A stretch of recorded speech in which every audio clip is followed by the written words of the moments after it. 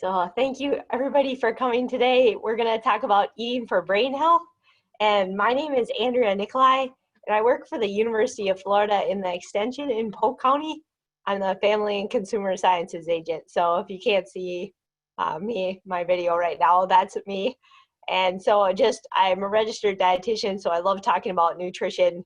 So this is right up my alley. So I got excited about this because I read about some different foods and how they could really affect your brain too and helping prevent Alzheimer's. And I'm guessing a lot of you are on the call or on this today just because you either know somebody or you don't want to get the disease. And so this can be a really big, important piece to it. So moving on. So if you're not familiar with using Zoom, this is kind of how it works a little bit. You know, there's, if you hover over the bottom, sometimes it goes away. And there's the list of controls, and then you can click on the ... if you see that, and then that'll bring up an option for the chat box. So if you have any questions or comments or feedback that you'd like to share, you can send that or put it in the chat box, and I'll try to watch those when I can. So again, thank you guys all for joining. And then I have a short evaluation that'll be sent following the webinar. And so I look at all the comments because, you know, it really helps me see where, you know, what things I can improve on to make it better in case I can get you guys to ever listen to any of my other ones. So that would be great if you'd fill that out. I would love it. So what we're going to talk about today then is the MIND diet. So it's what it is, the research behind it, what to eat, and then how you can make it work for you. Go there. All right. So Polk County, so that's where I live and that's the county I work. And so the leading causes of death, they're similar to the United States statewide, but our first four are all related to nutrition or physical activity or something behavioral that we can change. And unintentional injury is 5, 6 is diabetes, and 7 is actually Alzheimer's disease. And so it's pretty crazy that it actually, you know, there's so many people who have it that die of just Alzheimer's disease that it's actually number 7. And it's the 6th leading cause of death overall. And an estimated 5.1 million people have it. That's in 2017. And then it's expected to grow, which I guess you guys could know with our aging population.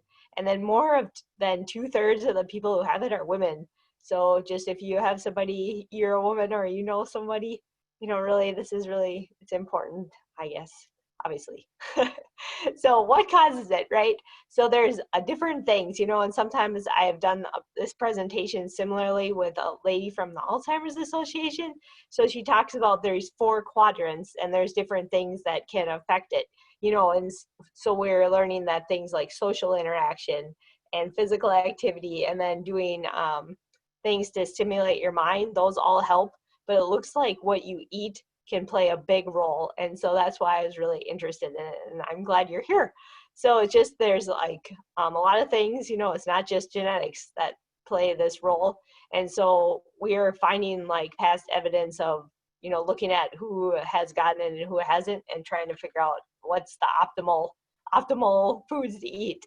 So what I'm talking about today is, it's called the MIND diet. And what does it come from? So it actually stands for the Mediterranean Intervention for Neurodegenerative Delay. Okay, so basically it's like a hybrid of these 2 diets that they already knew were really good for the brain. So they took like the Mediterranean diet and the DASH diet, and so the DASH diet is excellent for lowering blood pressure. So if anybody has that, they could ask their doctor or dietitian if they should maybe be following that. But just, you know, this diet is actually a hybrid of the 2, but it emphasizes the ones that are best for your brain. So it's kind of taking the best of those, and then it'll add in, you know, any other ones that they've found that are really good with research for the brain. So it's kind of exciting. So here's just one of the studies that kind of showed how it could work. So they took the MIND diet and then they compared it to the Mediterranean and the DASH diet. So all 3 of them are heavily plant-based. So it's not like, so lots of fruits, vegetables, whole grains, nuts, seeds, beans. And so then they looked at 923 people. So if you fall into this 58 to 98 years, it would be like us looking at you. And then we give you points if you ate brain healthy foods frequently and then avoided the unhealthy ones. And so we followed you for 4.5 years. And out of those people, 144 developed Alzheimer's disease. So, got that?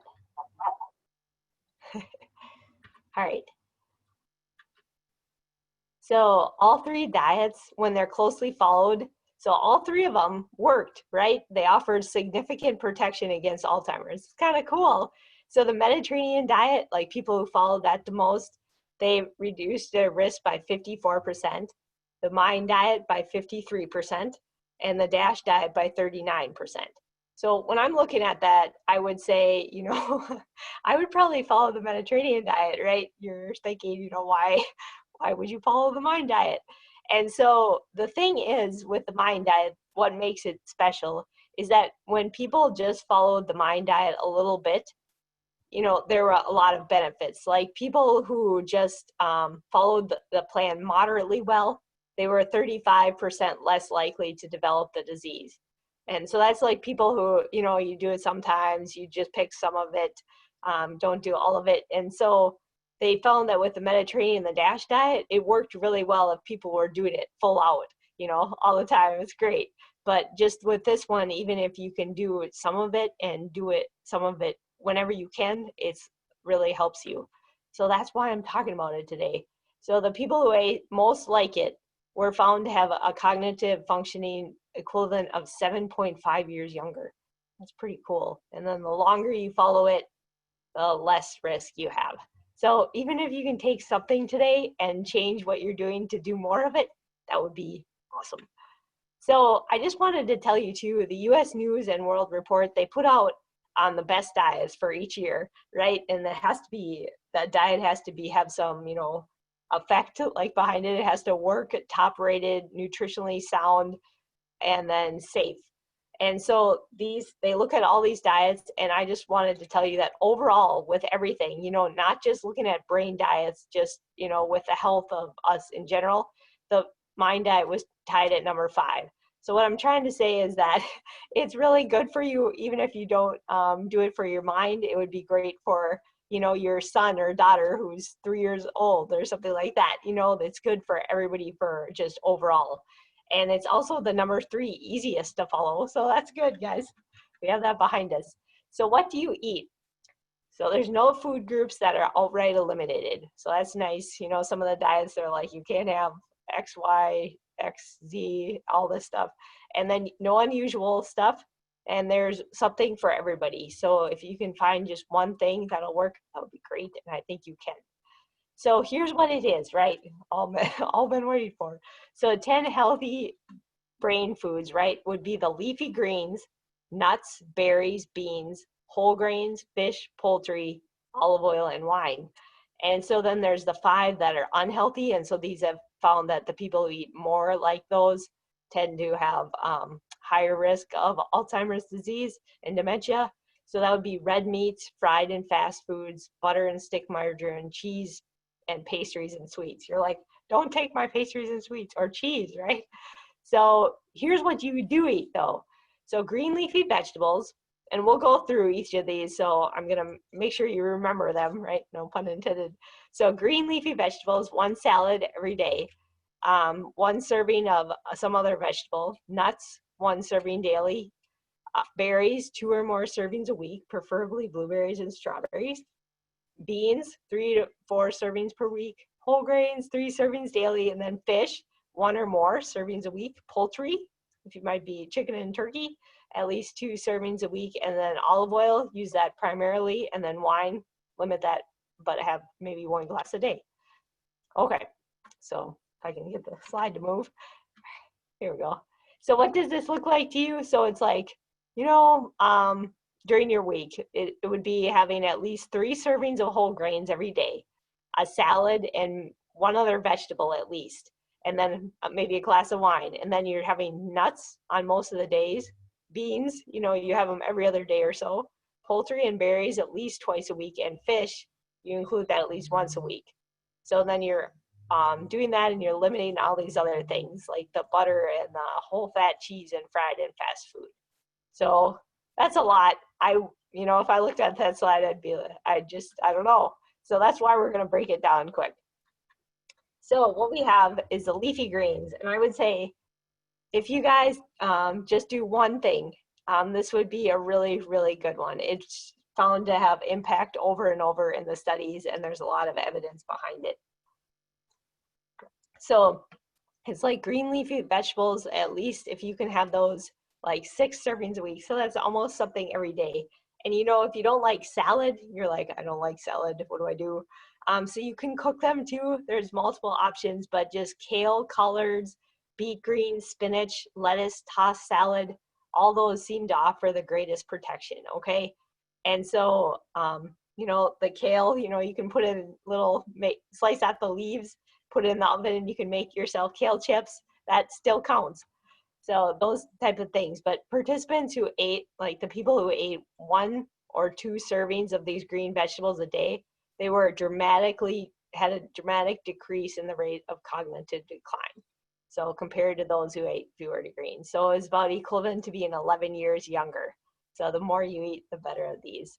So whichever one you like or however you like it, just if you can really try to get a little bit more of these, sneak it in your lasagna, in your tomato sauce or something, or your other favorite foods, that would be great. And then trying to have at least 1 other vegetable a day, that can really, really help you too. So they found that people significantly slower decline with consumption of 2 or more servings of vegetables every day. So if you can just try to get those in there and eating a variety, because each of those colors, it does something different for you. So eat the rainbow. They have a lot of antioxidants, so they go in your brain and in your cells and fight off the bad stuff. That's why we eat those. Okay, and then berries, at least 2 servings a week. So blueberries and strawberries appear to be the most beneficial. And so, some people come up after my classes and they'll say, well, I really, bananas, are they good for us? And I say, definitely yes, but the ones for your brain would be the blueberries and the strawberries. So the rest of them can be really good for your heart and other things, but they just found for your brain, these are the best.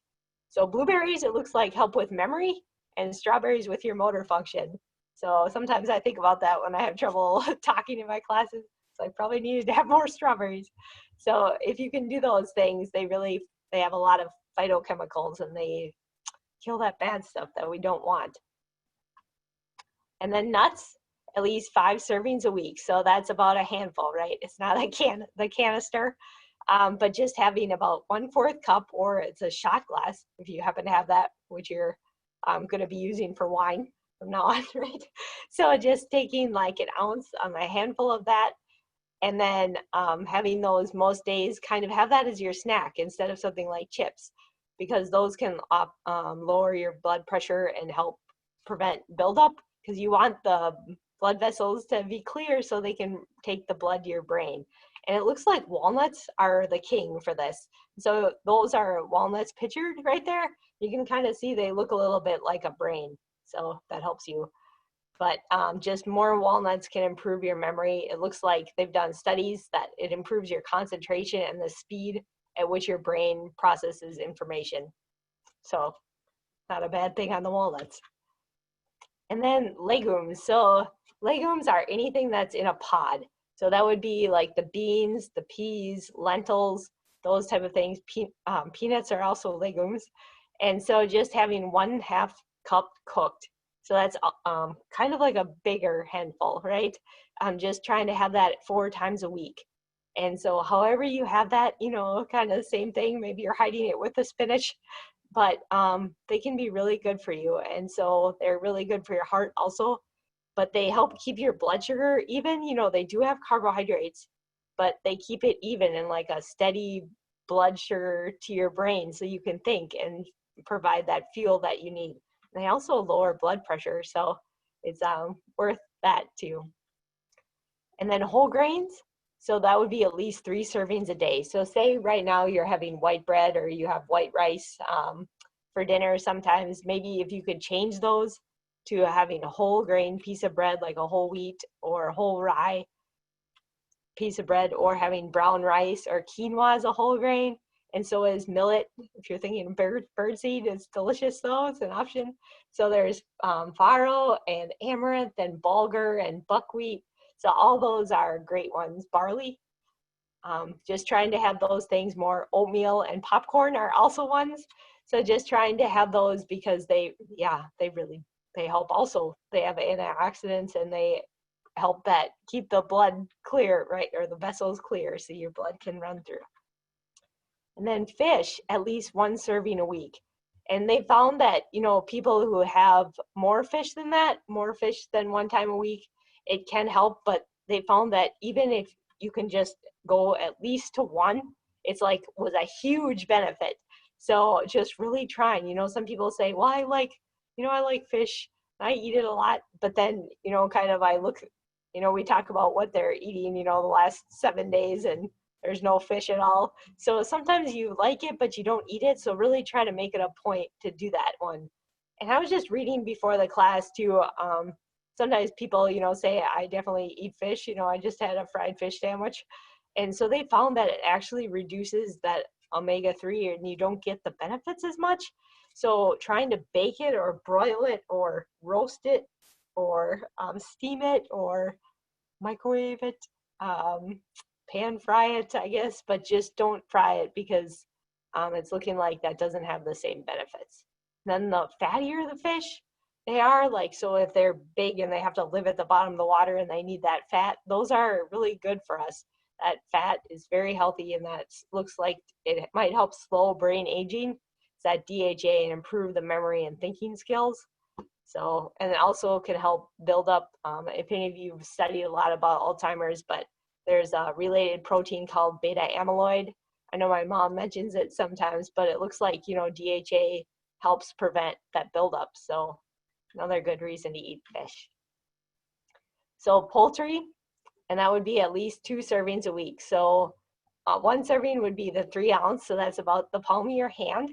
And so trying to have that as part of the healthy eating patterns. So it'd be chicken and turkey. Sometimes it's hard to know what poultry exactly is. And less red meat. And that's associated with better health for your brain. So sometimes people ask me also, is pork red meat?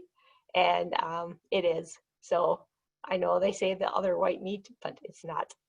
So unfortunately, try to stick with the fish and the chicken and the beans when you can, okay? And so olive oil, just when you're cooking, then try to use that the most, definitely over butter. So, sometimes people say, I like having butter on my toast or things like that, or I cook my egg in butter. So if you could switch those to having your toast dipped in maybe some olive oil with some olives or something like that, or have your egg with olive oil, those would be better choices for your brain. Keep your brain healthy. And your heart too, it looks like a lot. Okay, so this is a lot, you guys, but you're doing, yeah. So 1 serving a day, try wine, right? And so I've done a lot of research for this too, just because people have asked me. And it doesn't look like, it specifies red or white. Sometimes we say, red for the heart, but it just looks like wine in general. 1 serving would be 5 ounces, and that has some benefits.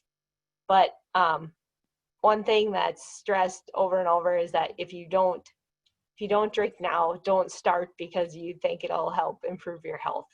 It doesn't.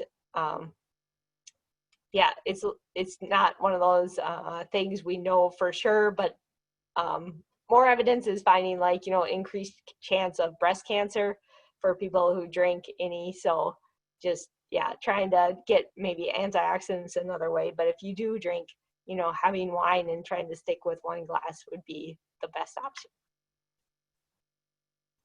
So then limiting brain unhealthy foods. So to get that top score then, you have to try to limit these. So remember, even if you can just do some of these things, you guys, it'll really help you, okay? So if you can do them all, great, because then I'll be talking to you later, with my brain in many years. So just to get a top score, try to limit your butter and stick margarine to less than a tablespoon a day. So fast food, try not to have that very much, once a week or less. And red meat, fewer than 4 times a week. And so at first that kind of seemed like a lot even for me, 4 times a week. But if you think about it, a lot of Americans might have it 2 times a day. And maybe you find yourself having it maybe 2 or more too. So just really trying to decrease that when you can. And full fat cheese less than once a week. And they just found that the full fat cheese, it has more saturated fat. And we know the saturated fat can lead to clogged arteries, which would be helping the blood get to the brain. So that's why having less of that, and pastries and sweets less than 5 times a week. And so just if you love cheese, trying to have it as kind of a garnish versus the main event. So instead of 4 cheese pizza, maybe you have like the sprinkle of cheese, or I guess trying to use it more as flavor than the main thing. So that can be really helpful to you. And then also using things like mozzarella cheese. That cheese is lower in fat in general. And then there's the 2% cheese, which also, is also a great option. That one I can't notice a difference. When I use it, it still melts really well for me. So those could be options for you. And then some other notes here, just I've been talking fast, you guys. So other notes, just coffee and cocoa have potential to be included in the future. So if you guys like those, but just we need a little bit more research to back it. They really want to make sure before they add it in, saying it. So they're looking at those things. And then also just they found that the foods with trans fats, so those are found in like fast, frozen, processed foods and baked goods. Those really actually could shrink your brain. And it's nice because as of 2020 January, they had to be taken out of the food supply, I guess, or with when manufacturers were making their foods, they had to stop using it. And so there are still every once in a while, I just ran across one, a product that had the trans fats still in it. So it's like sometimes, it's like running it through the line, and through the warehouse and things like that. So just luckily we won't have to worry about that for a long time, but just taking note, I guess. So what I kind of want to get down home to you, it could be a really great bonus to use it. It reduces the risk for dementia, strokes, and heart disease also. So it's kind of a no-brainer diet, I guess, no pun intended, but if you can do it, it'll help all those things. So it's worth a try. So I just, last thing too, I wanted, just to make sure diet plays a big role, right? But just like I said at the beginning, it's only one aspect of this. And we know that physical activity is majorly helpful also. And so I just wanted to mention that, but just, managing stress and, interacting with people when we can, whether it's on the Zoom call or whatever, but just really that exercise can help you too. So I found that overall fitness level showed lower levels of shrinkage in the brain. That's really cool, you guys. It's like it can help keep your brain big. So then I just wanted to ask, I guess how you could make the diet work for you. So I have some things pictured, but just trying to have, these things as snacks, or how you could maybe go through your day. Sometimes I feel like just kind of rush through the class, but you don't really have time to think about it just for a second. And like I wondered, if people have access to the chat box, I would love to hear like what you could have for breakfast, say, or what you could have for lunch that would include these foods then. And so I would say, for me, somebody asked, maybe, or said they could switch their grits to oatmeal, right? So something like that. If you guys have any things that might have worked for other people, here you can see there's blueberries on the waffle, right? Whole grain waffle. And so Denise says, what do you mean about adding cocoa and coffee in the future? Oh, just that they need more research just to make sure. Sometimes there's studies, but they might have been done with a really small population, and found some benefits, but just, seen it multiple times, or maybe with a bigger group, so that we could make sure that it works for everybody then.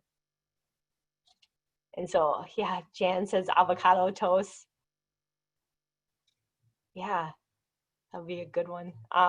So toast, you'd want to have it whole grain, and then avocado would be a fruit. So I would say if you could also have, could you put with avocado toast, right? Sprinkle some spinach on there. Yeah,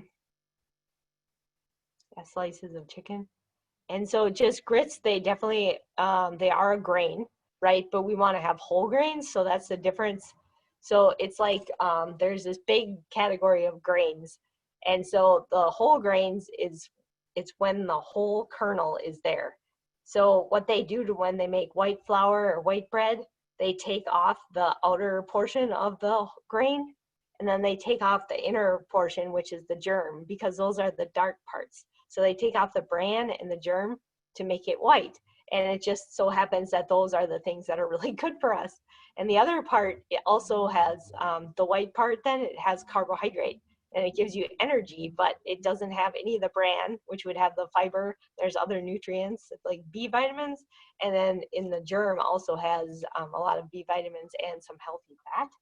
So it's that's why it's good to get the whole grains. So grits, unfortunately, they take off the outside and then they take off the germs. So that's why if you can have things that are whole grain. So sometimes you can find whole corn grits. So you just want to look for the word whole in the ingredient facts. Okay. Let me see if there's any other comments there.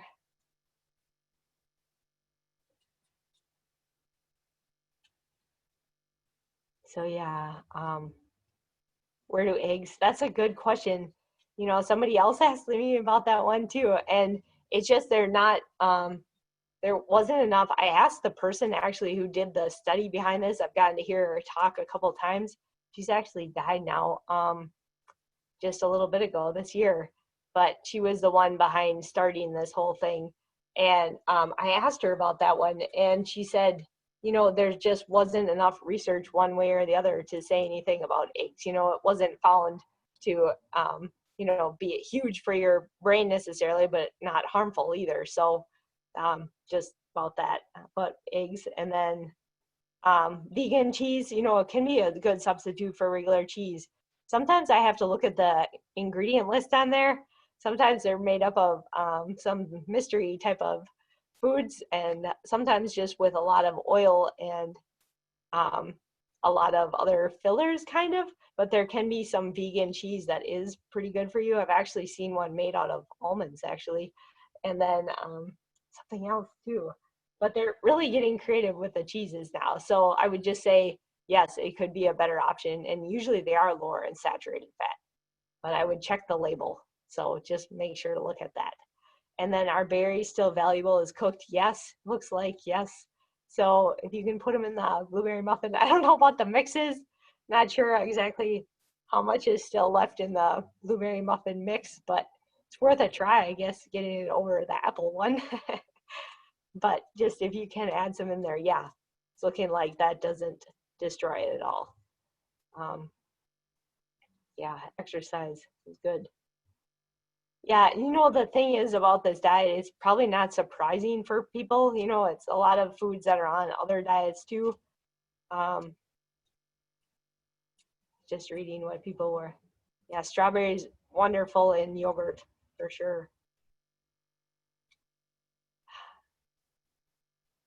And what about fruit yogurt and granola? Yeah, fruit yogurt and granola would be great.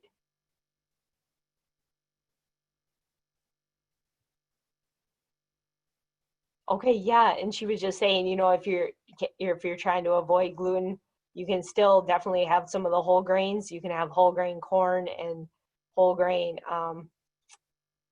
like buckwheat, I guess is just one I'm thinking of, amaranth, things like that. But you do whole rice, brown rice, but you do have to avoid whole wheat. So, and he says they don't use real blueberries. I know I'm gonna have to check that the list on there. Sometimes I see blueberries and things like granola bars, and they're actually in there. But sometimes, yeah, no, just flavoring. So Where can you view the study? So if you Google the Mind Diet, if you just Google Mind Diet study, it should come up for you. And if it doesn't, email me, okay? I will try to get you to the good one. There's been a few done on it, so kind of a few in just a short, like a period of time.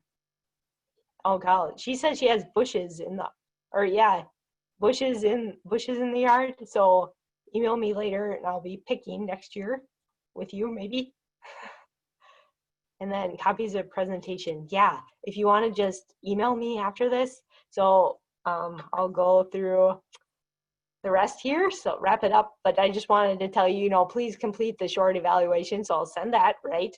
And I appreciate your feedback, you guys. However I can make this better, I would love to, or help you remember better. It's hard, when I can't see you sometimes. I don't know if you're all sleeping or not. So just check out Eventbrite too, because that's where I post all my classes. So I'm trying to figure out, just what it's going to look like in September and October, just with everything, kind of how many will be online. And so I'm going to be posting more soon, but just the ones I have coming up, like growing and cooking, we're talking about herbs. So I'm working with a horticulture person. So she talks about how to grow the herbs, and I'll talk about like how you can use them in case you get a plentiful amount. And then health benefits, herbs and spices. So those are just a couple that I have coming up. And then a diabetes one in Spanish. So if any of you guys speak Spanish, that's another one. And so just if you have questions, please, email me, and I'll try to make sure I didn't miss anything in the chat box. I wanted to say too, I don't know if that person had a chance to listen today or not, but somebody emailed me before the presentation about concussions and the foods that, could these foods help also, or are there any foods that help with concussions? And so, I was doing some research before the presentation, and it looks like, I was looking at different, societies that do a lot of work in the concussion field, and just it looks like a healthy diet in general really does help with the healing. And then later too, because they said something high in protein, right? And they emphasize kind of the same foods, and then also the fruits and the vegetables, because they were saying, the antioxidants help decrease inflammation, so that can help with healing and things like that. So I would say, I don't know, I haven't done as much research on that as I've done on this, but I would guess it's the similar foods and probably really, really could help. But at least that's what it's looking like, is foods could help them heal. So that's that. And I just, really thank you guys all for joining today. Just make sure I didn't miss any things. Yeah, when I send the survey, I'll send you guys the Eventbrite link too. So I'll try to do that right now before I forget. But okay, well, that's all. See if there's anything else. Thanks, Maggie. Thank you. Okay. So I guess, if you have any other questions, let me know. Otherwise, I hope you guys have a good night. And thank you for remembering. I know it's 5 o'clock in the day, so you guys have been great. I hope you have a good night. Thanks.